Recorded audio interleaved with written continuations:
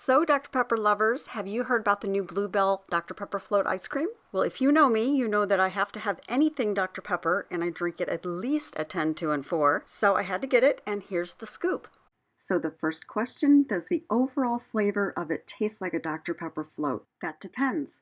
Are you an original only Dr. Pepper lover who drinks a lot and can identify it in a lineup in one sip? Do you love it so much that you cook and bake with it? Or do you enjoy Dr. Pepper and cream and Dr. Pepper cherry?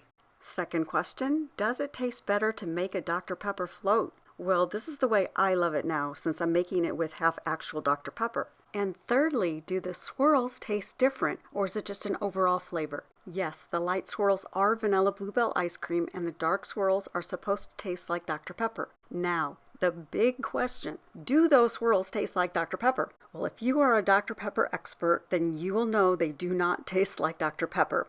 They're sweeter, and they taste like almond extract, which is exactly how I make my cake frosting, almond extract and vanilla. Almond extract has that cherry flavor to it, so it makes sense.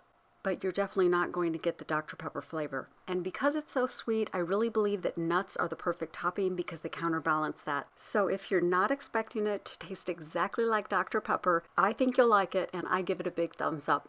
And if you liked the video, please give me a thumbs up and comment below if you'd like to see more Dr. Pepper recipes. And you gotta make this. And to see all of my videos, don't forget to click subscribe.